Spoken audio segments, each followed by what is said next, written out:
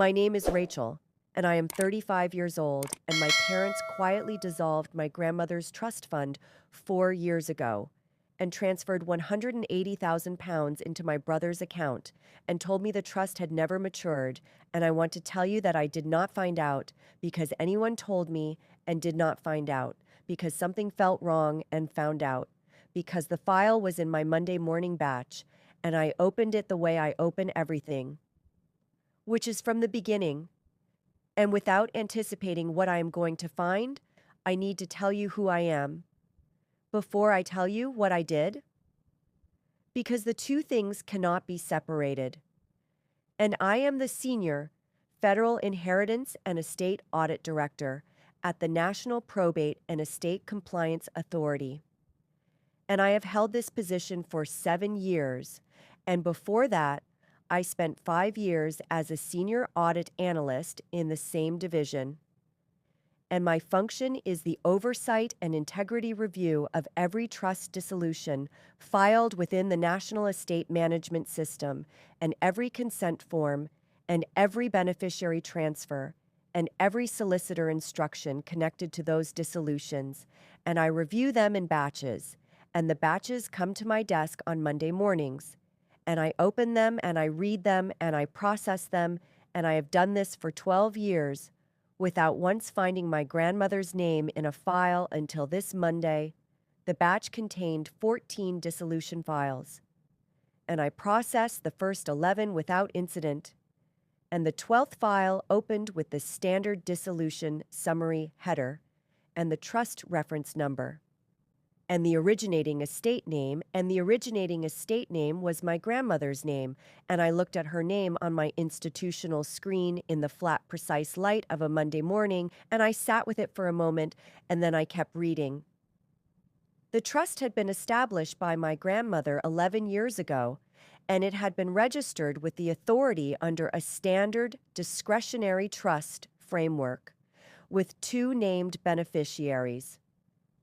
And the 2 named beneficiaries were me and my brother. And the trust value at registration had been £180,000, and the dissolution had been filed 4 years ago.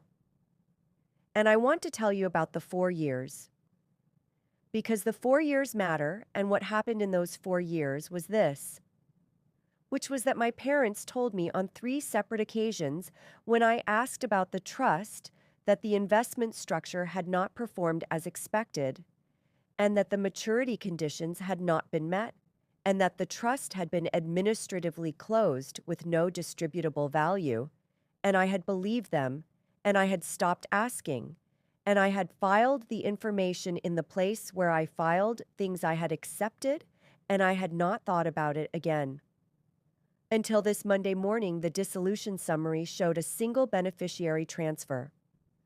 The full value of £180,000 had been transferred in its entirety to one account, and the account number in the transfer field was not my account number.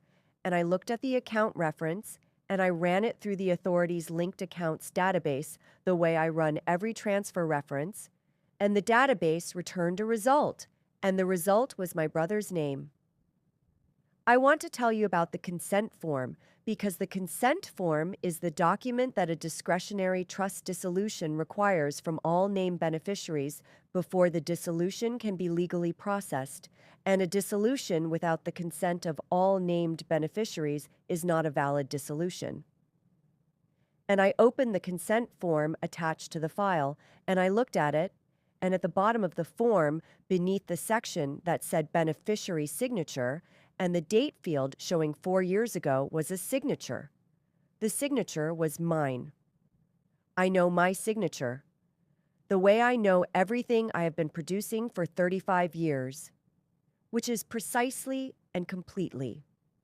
And the signature on the consent form had the general shape of my signature and did not have the specific qualities that my signature has, which are the qualities that come from a hand that has been making the same mark since it learned to write. And I looked at the signature, and I looked at the authority's forensic verification indicator, which runs automatically on every consent form in every dissolution file. and the indicator showed a flag, and the flag code was unauthorized digital reproduction, which is the code the system generates when a signature on a submitted document does not match the wet ink profile held in the signatory's registered identity record and has been produced by a tool that analyzed the original and replicated its outline without the biological characteristics of a genuine handwritten signature. I sat with that flag for a moment. I thought about my parents telling me the trust had not matured. I thought about the word matured and what it means when a person uses that word to describe something that did not fail to mature and was actively dissolved, and the proceeds of which were transferred into a single account belonging to one of the two named beneficiaries, while the other named beneficiary was told nothing, and was handed a language designed to make the nothing feel like a financial circumstance rather than a choice. I did not call my parents. I did not call my brother.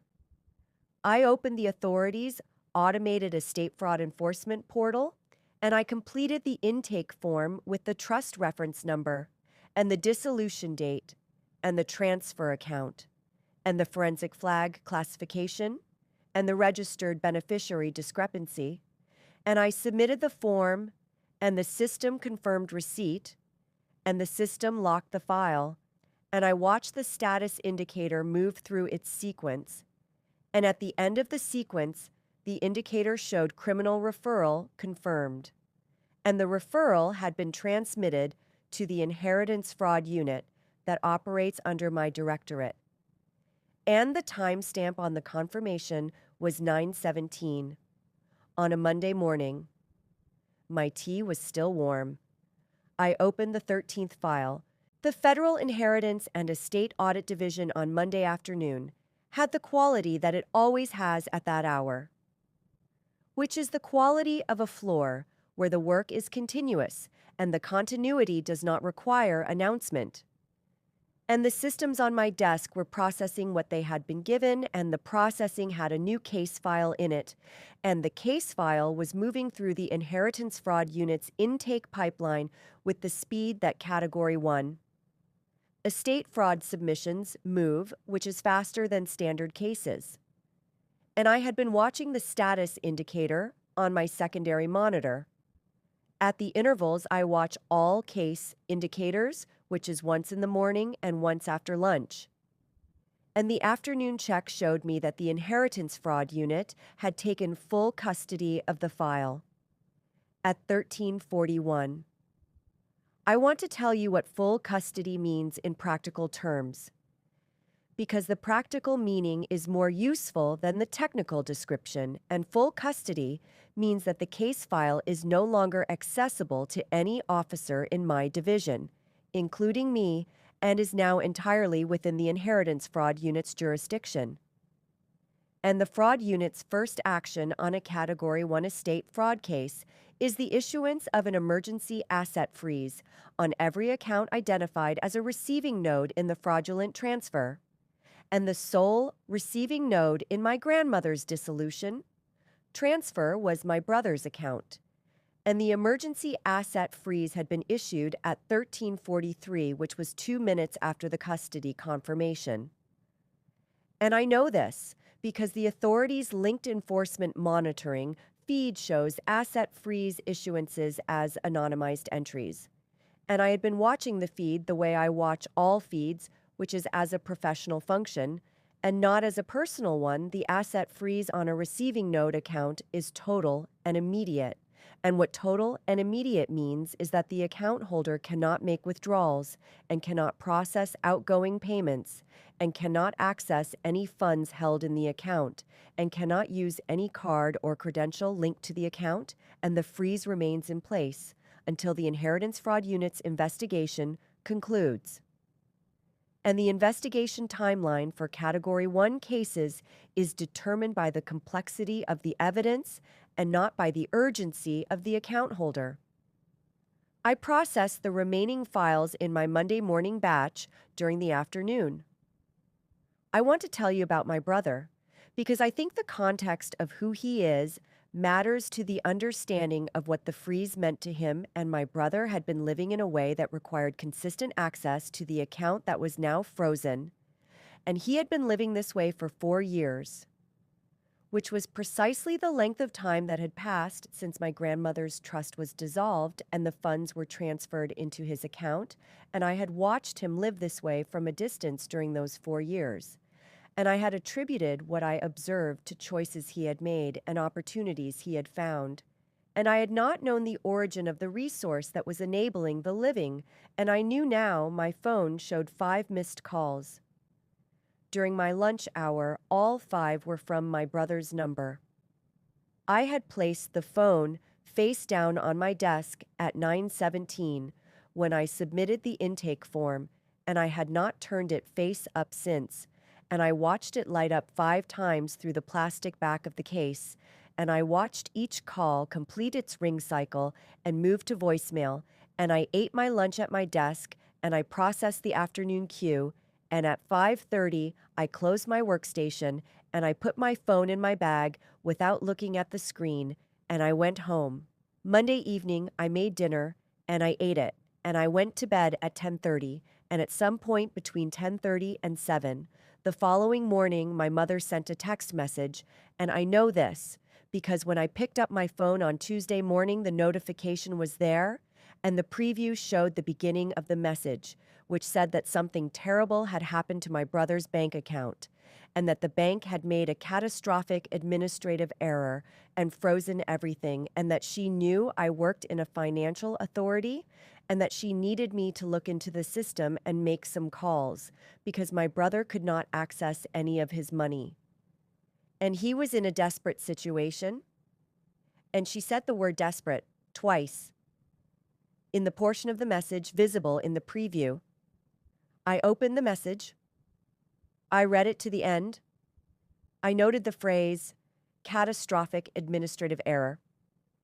And I thought about what administrative error means when a person uses it to describe the consequence of a Category 1 estate fraud submission. And I thought about the gap between those two descriptions. And I thought about a consent form with a signature that the forensic verification system had classified as an unauthorized digital reproduction. And I thought about 4 years of being told the trust had not matured. I deleted the notification. I put my phone face down on the kitchen table. I made my coffee. I drove to the authority I authenticated at my workstation at 8:40, and I opened the enforcement monitoring feed. And the feed had 2 new entries since Monday afternoon, and the first entry was an investigation activity confirmation showing that the Inheritance Fraud Unit had begun its document examination phase on Monday evening. And the second entry was the one I looked at for a longer moment than the first. And the second entry was an asset freeze expansion confirmation generated at 6:52 on Tuesday morning. And the expansion had extended the freeze from my brother's primary account to 2 additional accounts. And the 2 additional accounts were identified in the monitoring feed by their account category. Classifications which were joint personal savings accounts held by 2 individuals. And the category classification told me everything. The entry did not need to say explicitly, which was that the automated enforcement machine had followed the financial connection from my brother's account back along the chain of the original transaction, and had found the accounts that had authorized and directed the transfer and had frozen them. I picked up my coffee, I took a slow sip, I opened my queue. The National Probate and Estate Compliance Authority on Tuesday afternoon had the quality that institutional buildings have when significant things are moving through their systems without requiring the people inside them to raise their voices. And I was at my desk, and the systems were doing what they had been doing since 9:17 on Monday morning, which was following the evidence chain in the direction the evidence pointed. And the evidence had been pointing in a direction that expanded with each step, and the expansion was now reaching beyond my family and into the professional infrastructure that had made the fraud possible. And I want to tell you about the solicitor, because the solicitor is the element of this case that transformed it from a family matter into something with a longer and more permanent set of consequences. The forensic document tracking system had been running a parallel analysis on the dissolution paperwork since the case entered the Inheritance Fraud Unit's custody on Monday afternoon. And the parallel analysis is an automated process that examines every document in a dissolution file for its professional handling chain, which means it traces each document from its creation through every hand that touched it to its final submission. And the tracing produces a professional responsibility map.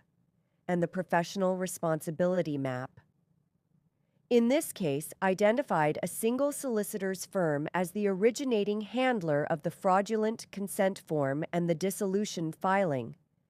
And the firm had submitted the dissolution to the authority 4 years ago and had certified the beneficiary consent as verified and complete.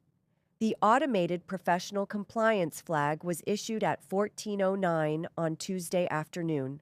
I want to explain what a professional compliance flag means for a solicitor's firm in practical terms.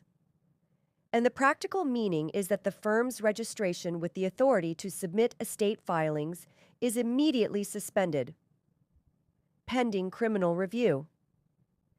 And a suspended registration means the firm cannot submit any new dissolution or probate filing to the authority on behalf of any client until the review concludes, and the review timeline for cases involving certified document fraud is determined by the fraud unit and not by the firm.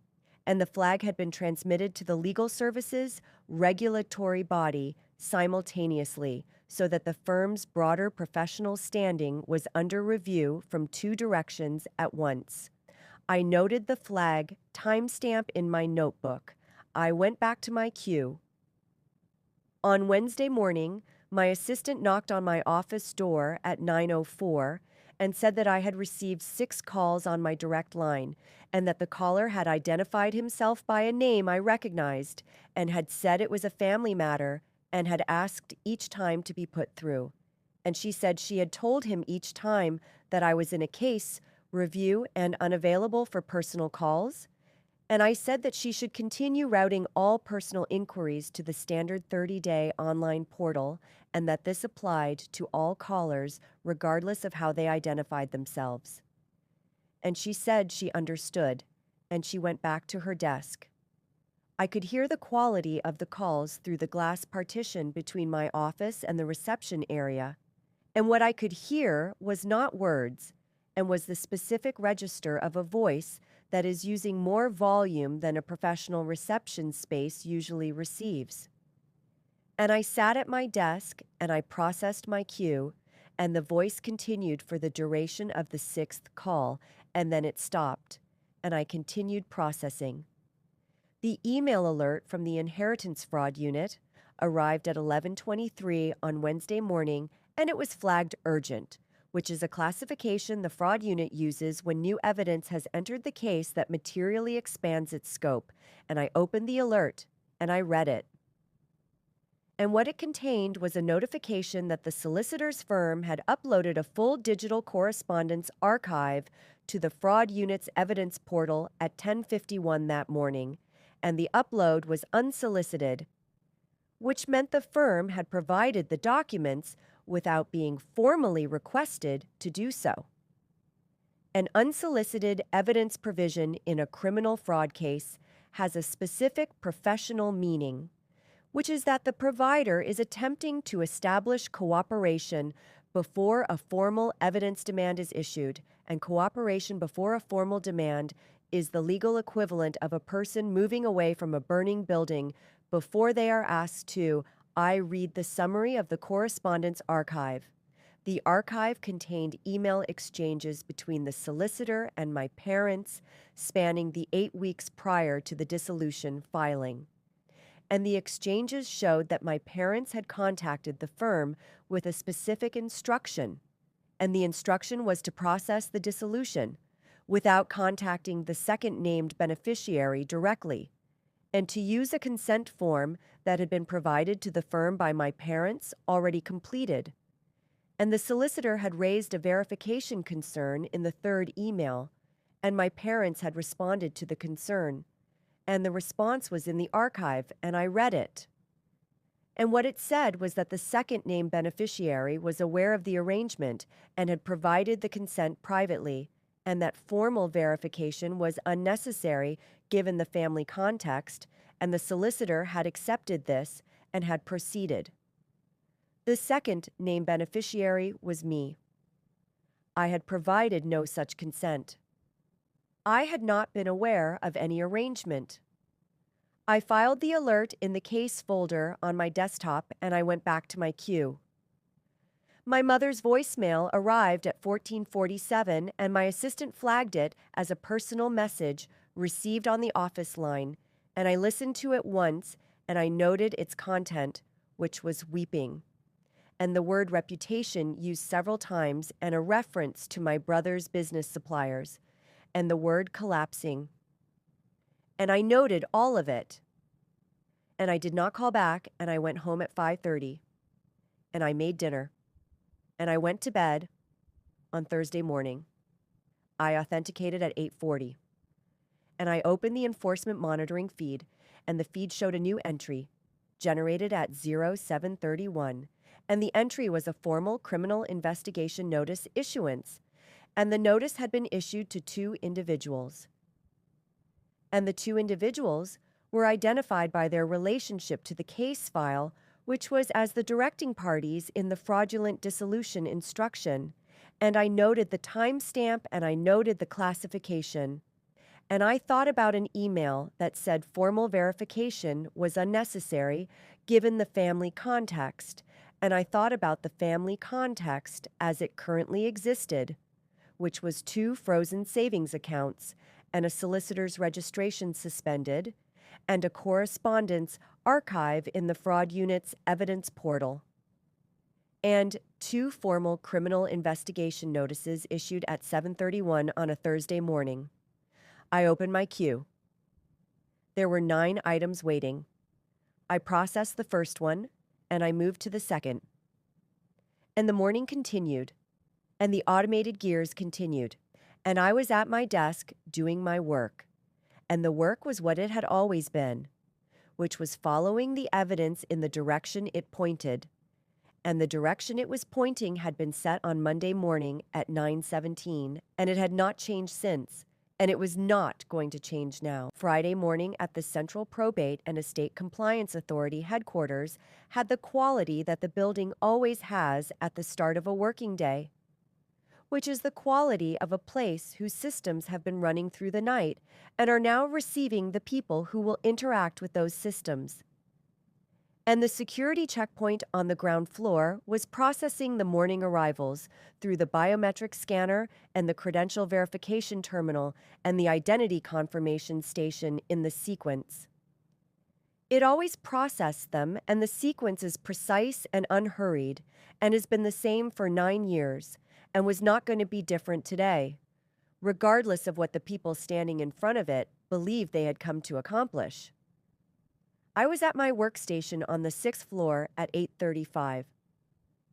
I authenticated and I opened the monitoring feed, and the feed showed 3 new entries since Thursday evening, and I read all 3 in the order they appeared, and I noted the relevant timestamps, and I went back to my queue, and I had been processing for 35 minutes when the visitor pre-registration system showed a new entry at 9:22, and the entry showed a party of 5 requesting urgent access to the Senior Compliance Directorate, and the purpose field contained the phrase, Emergency Estate Audit Dispute. And the legal representation field showed a firm I did not recognize from previous cases, and the party size of 5 told me that my parents and my brother had brought 2 lawyers, which was 1 more lawyer than the situation they understood themselves to be in would typically require, and I noted the party size and the purpose, and I went back to my queue at 9:31. The security checkpoint monitoring feed showed 5 individuals processed at the main entrance, and the first 4 processed as standard visitor credentials and received ground floor reception tokens. And the 5th individual's entry showed a credential rejection, and the rejection code was level 1. Fraud marker active, which is the code the system generates when a presented identification credential belongs to an individual whose profile has been flagged in the National Inheritance Fraud Investigation Database, and the 5th individual had presented a standard identity card, and the card had been read by the biometric scanner, and the scanner had matched the card to the database entry and had rejected the token without requiring any human officer to make a decision. And I noted the rejection code, and I noted that the 5th individual was my brother. She called Mom. Mom called the clinic, and I know this because the external contact log updated at 9:34 and showed 2 calls received by the authorities' main switchboard in the 3 minutes following the credential rejection. And the first call was from a mobile number, and the caller had asked to be connected to the senior director responsible for inheritance audit cases, and had been told that active case matters are handled through the formal case communication portal. And the second call was from a different number, and the caller had identified herself as the mother of one of the investigation subjects and had asked whether a medical exemption could be made to the access restriction because her son had a condition that was being exacerbated by the stress of the situation. And the reception officer had explained that access restrictions generated by the fraud investigation database are system administered and have no medical exemption provision, and had provided the formal case communication portal details and ended the call. The security monitoring feed updated at 9:39. The update showed a disturbance flag in the ground floor reception suite. And I looked at the disturbance flag, and I thought about my father and the folder of old bank statements and the quality of his voice as I had heard it through the glass partition on Wednesday morning. And I thought about what that quality of voice sounds like when it is in a reception suite with marble floors and high ceilings, and I went back to my queue and I processed one complete file and was halfway through the second when the monitoring feed updated again. At 9:47, the doctor's reveal came at 9:52. Dr. Evelyn Vance is the Chief Enforcement Validator of the authority's Criminal Estate Fraud Division, and she has held that position for 11 years, and she appeared on the reception camera feed crossing the ground floor reception suite at 9:52 with 2 security escorts, and she moved with the specific quality of someone who has been to this kind of scene before and knows that the most effective thing she can bring to it is stillness. And she stopped at the appropriate distance from my parents and my brother and the 2 lawyers. And she said that she was the senior officer responsible for the inheritance fraud investigation that had brought them to the building. She said that the fraudulent beneficiary consent signatures and the digital reproduction forensic analysis and the solicitor's full correspondence archive, which had been voluntarily submitted to the fraud unit on Wednesday morning, had been permanently hard-coded into the criminal evidence vault at 0614 on Thursday morning, and that hard-coded criminal evidence cannot be accessed or amended or removed by any party, including the officers of this authority, and that the vault is governed by the Criminal Evidence Preservation Framework, and that any legal challenge must be filed through the criminal courts and not through this building. The lead lawyer said something about procedural rights. Dr. Evelyn Vance said that the mandatory compliance interview would begin at 10:30 in the secure interview suite on the lower ground floor, and that attendance was required under the criminal investigation powers of the Inheritance Fraud Act, and that the interview details had been confirmed through the formal case communication system. She turned and walked back toward the security barrier with the 2 escorts. I watched the reception camera feed from my workstation on the 6th floor. My father was standing in the reception suite with the folder of bank statements, and his quality was not the quality of a man who had arrived to resolve something, and was the quality of a man who had arrived to perform resolution, and had encountered a building that did not respond to performance, and the performance had no audience that was willing to receive it. And the two lawyers were speaking quietly to each other, and my mother was sitting on one of the reception chairs, and my brother was standing near the entrance where the turnstile had rejected his credential, and all five of them had the quality of people whose plan has reached the boundary of what the plan was designed for and found that the boundary is a wall. The monitoring feed, updated at 10:04. Mandatory compliance interview. Confirmed lower ground floor secure suite. 10:30 hours. 5 attendees. 2 security escorts confirmed. I noted the timestamp. I noted the 2 security escorts. I opened the next file in my queue. I read it from the beginning. I gave it my full attention. Monday morning, inside the Executive Inheritance and Estate Directorate suite, had the quality that the 8th floor always has at that hour, which is the quality of a space where the work has been running longer than the people in it, and the running has produced a weight that sits in the furniture and in the light and in the particular stillness of a room that has seen difficult things and has not been changed by them. And I had been sitting behind the desk since 7:20, and I had read the compliance folder twice, and I had placed it in the center of the desk, and I had turned the chair to face the south glass wall, and I was looking at the city when my assistant knocked at 9:08. I want to tell you about the executive suite, because I think the physical space is part of what happened in it, and the suite is on the corner of the 8th floor and has floor-to-ceiling glass on the south side and the west side. And the glass is the kind that large institutional buildings use when they want the architecture to say something about permanence.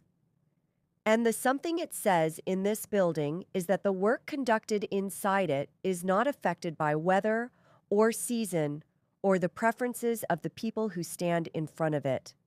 And the desk is large and positioned so that the person behind it has both glass walls at their back, and the person across from the desk has the full light of the south window in their face. And I had sat behind this desk for 7 years, and I had never needed the light arrangement to do any particular work, and today I did not need it either. My assistant said the party had arrived, and I said to bring them up in 3 minutes. I heard the lift. I heard the corridor at 9:11. The door opened. My father came through first, and I want to describe his quality because I think it matters. And his quality was the quality of a man who has arrived somewhere with a prepared position and is performing the confidence of that position before he has fully assessed the room. And the room is always assessed after the position is performed, and the assessment always comes too late. And he moved into the suite with the energy of a man who believes that physical presence in a space conveys authority over it. And my mother came through behind him, and her quality was different, and was the quality of a woman who has been managing a situation for 4 years, and has arrived at the moment when the management is no longer available as an option, but has not yet fully accepted that the moment has arrived. And my brother came through last, and his quality was the simplest of the 3, which was the quality of a person who has not slept and knows it, and whose usual resources are not available, because the account that funded those resources has been frozen since Monday of the previous week. They all looked at the chair. The chair was facing the south glass wall. I turned it. I want to be precise about the moment, because precision is what the moment deserves. And what happened was not dramatic in the way that people imagine dramatic moments.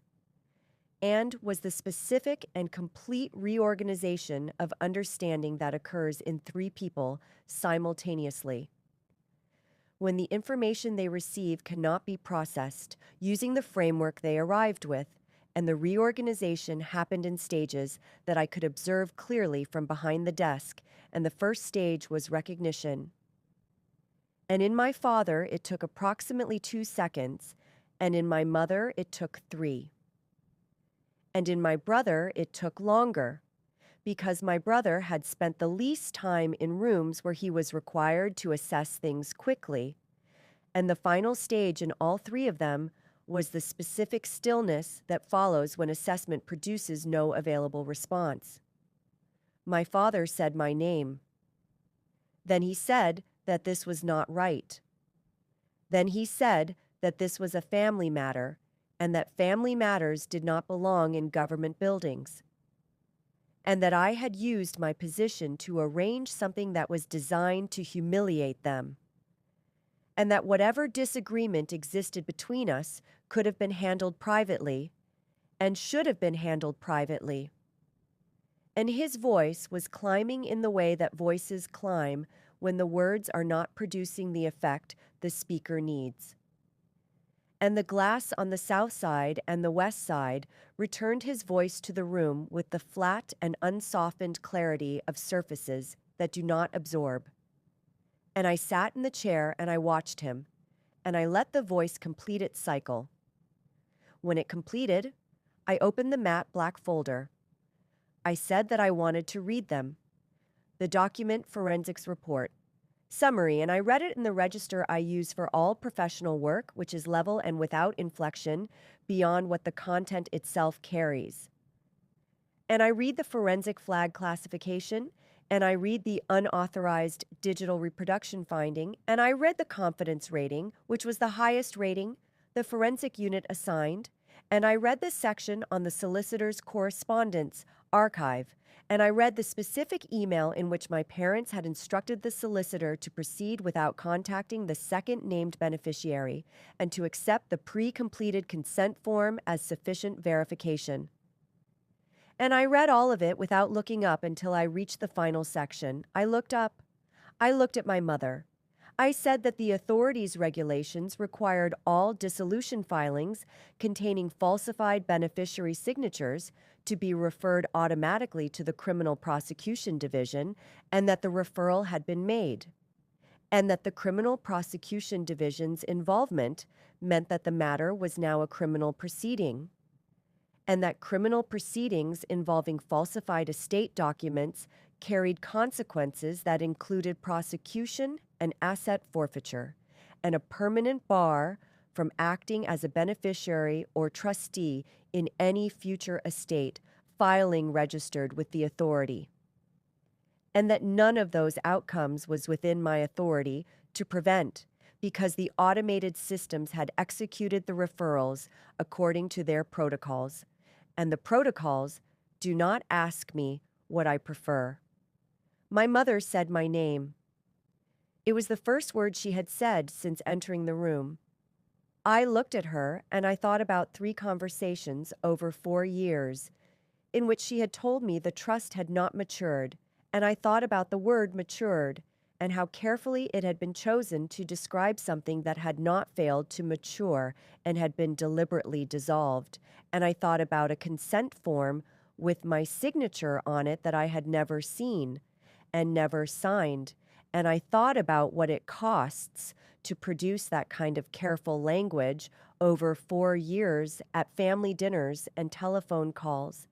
And I thought that the cost was paid in something that could not be recovered, and that the payment had been made by the person sitting across from them and not by them, and that the person sitting across from them was now sitting in a different kind of chair than the one she had been sitting in for 4 years. I said that formal representations should go through the Criminal Prosecution Division's case communication process. I said that my assistant would show them out. I looked at the folder. I looked at the south glass wall. I looked at the city, which was continuing in the way that cities continue on Monday mornings. and the continuing did not require anything from me. My parents were standing in front of my desk. My brother was standing beside them. None of them were moving, and the room was very quiet. The fraud transmission document was open on my screen before my assistant had finished showing them out. And I want to tell you about this document because I think the final act of a case has the same weight as every step that preceded it. And the document is a single authorization form that requires the senior director's digital signature to transmit the complete case file to the Criminal Prosecution Division's intake system. And the file it transmits contains the original dissolution filing and the forensic flag classification and the digital reproduction analysis and the beneficiary transfer records and the solicitor's correspondence archive and the email chain in which my parents instructed a professional to bypass my verification and accept a consent form they had produced themselves, and every monitoring entry, and every asset freeze record, and every enforcement log generated between 9:17 on Monday morning and the moment I click the authorization button, and the transmission is permanent from the point of authorization. And I had read the document on Sunday evening, and I had read it again on Monday morning.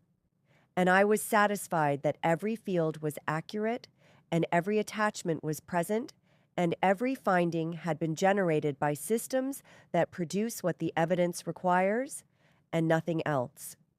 I clicked the authorization button at 9:54 on Monday morning, the transmission confirmed at 9:55. I noted the confirmation timestamp in my notebook, and I closed the document and I opened my queue. I heard the lift. I did not look up what I know about the minutes between the executive suite and the building's entrance comes from the security monitoring feed, which I checked once that afternoon, and from the building's incident log. And what the incident log shows is that 5 individuals were escorted from the lift to the main reception suite by 2 security officers, and that the escort concluded at 10:09 when all 5 individuals passed through the main entrance checkpoint, and their visitor tokens were deactivated, and my brother's credential, which had been rejected at the turnstile on Friday morning, remained in the rejected credential database. And the database entry is permanent until the criminal investigation concludes. The Criminal Prosecution Division acknowledged receipt of the transmission at 11:32. On Monday morning, the acknowledgement moved the case from a state audit jurisdiction to criminal prosecution jurisdiction. And the reclassification meant that the file was no longer accessible to anyone in my division, including me, and was now entirely within the Criminal Prosecution Division's authority. And I noted the reclassification, and I noted that my professional involvement in the case had concluded at 9:55 when I clicked the authorization button, and that everything that followed belonged to the prosecution division and the automated enforcement systems operating under their direction. The Federal Probate Authority issued its first asset recovery instrument in the 6th week after the transmission.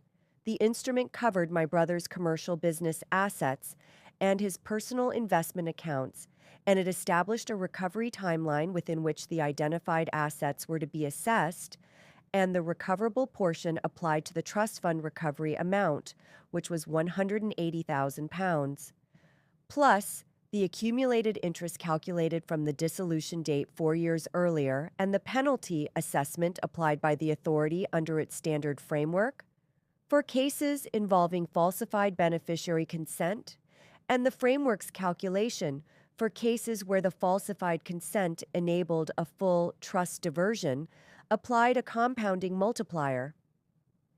And the multiplied figure was the figure that appeared in the recovery instrument.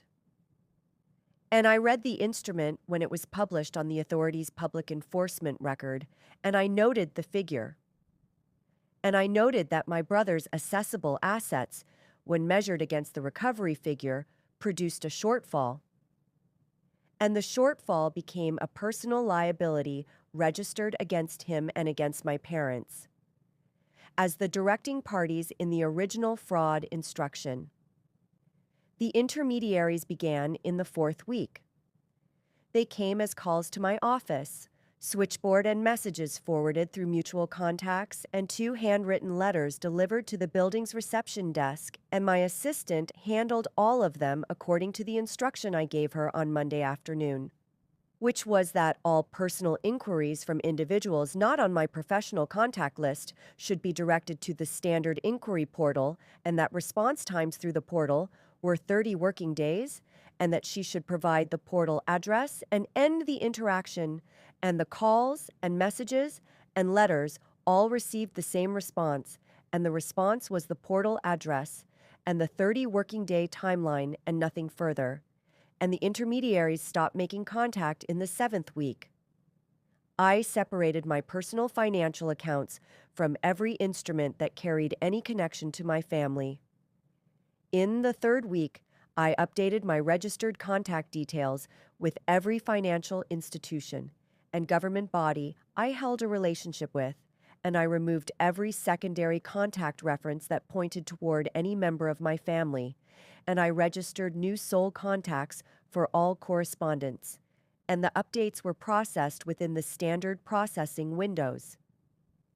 And when they were complete, my financial identity was entirely independent of any account or name or history that connected it to the people who had spent 4 years telling me a trust had not matured, while the money from that trust funded a life they had chosen to give to someone else. It is a rainy evening. I am standing on the balcony of the executive suite on the 8th floor, and the city below is doing what it does in the rain, which is continuing, and the rain moves through the continuing without changing its direction. And I am holding my phone, and the screen is clean, and there are no notifications, and there are no missed calls, and there are no messages, and the inquiry portal has a 30 working day window, and I'm not going to open it tonight. I think about 9:17 on a Monday morning. I think about a batch of 14 dissolution files. I think about the 12th file and my grandmother's name in the header field and a transfer record showing one account and one name and a consent form with a signature that the forensic verification system classified as an unauthorized digital reproduction. I think about 4 years of the word matured used carefully to mean something. It did not mean I think about a system that received an intake form at 9:17 and did not stop working until the work was done. And that does not have feelings about who the subjects are, and does not make exceptions for the language that families use when they want the truth to sound like a circumstance. The pipeline is clear. The city continues in the rain. I go back inside. I close the balcony door. I sit at my desk. I open my queue. If this story found you somewhere real, then leave a comment below and tell me which part stayed with you. Because I read every single one, and if you have not yet subscribed, please do it now.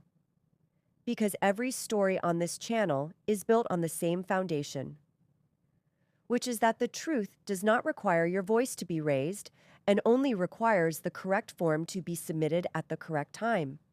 And if this gave you something today, like takes 2 seconds and helps this reach the person who needs to hear it next, and I will see you in the next story.